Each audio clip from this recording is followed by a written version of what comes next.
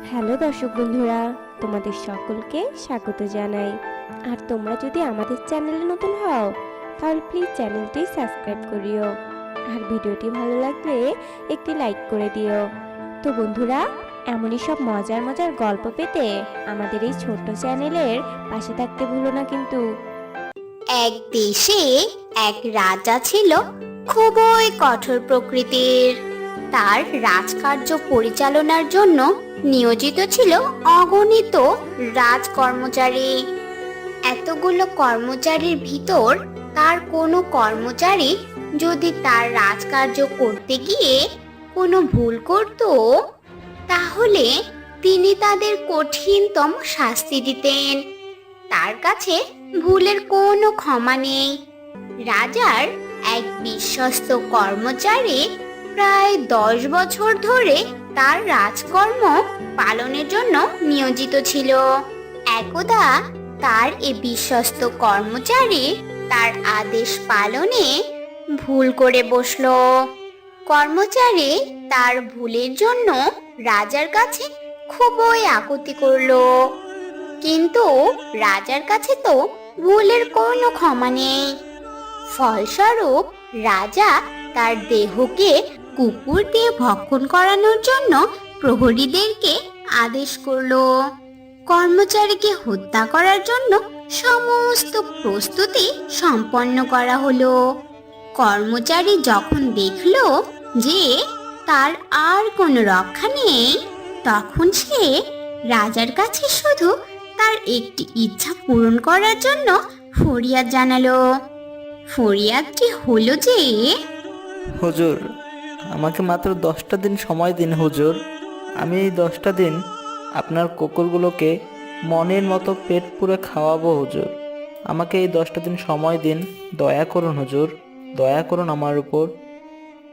তখন রাজা তার এ কথা শুনে বলল যে, যেহেতু তুমি আমার দীর্ঘদিনের বিশ্বস্ত কর্মচারী ছিলে, তাই আমি তোমাকে এই 10টা দিন সময় দিলাম, কিন্তু মনে রেখো, মাত্র 10 দিন। এই 10 দিন ওই কর্মচারী কুকুরগুলোকে খুব আদর যত্ন করে খাওয়ালো। 10 দিন সময় শেষ হয়ে গেল। তাই রাজার সেই আদেশ পালনের জন্য প্রহরীরা নিয়মানুযায়ী ওই আগ্রাসী কুকুরগুলোর কাছে ওই কর্মচারীকে নিক্ষেপ করলো।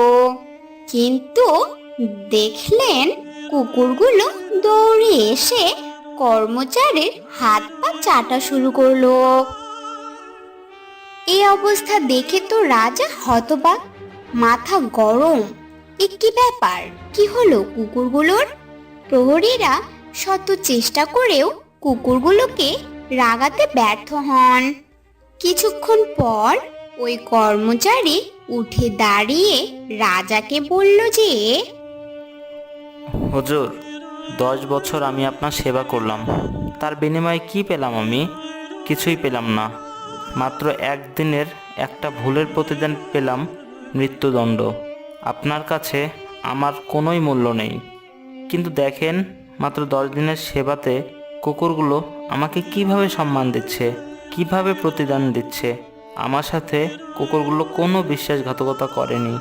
আপনার প্রহরীরা শত চেষ্টা করেও কুকুরগুলোকে রাগাতে ব্যর্থ হয়। এ কথা শুনে রাজার মনে অনুশোচনা জাগ্রত হলো।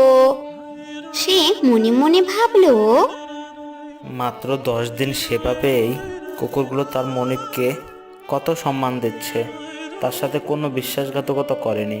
কিন্তু আমি এটা কি করতে চেয়েছি?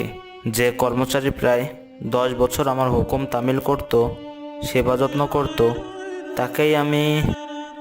কথাগুলো ভেবে রাজা মনে মনে লজ্জা বোধ করলো। ফলস্বরূপ রাজা তার কর্মচারীকে মাফ করে দিল।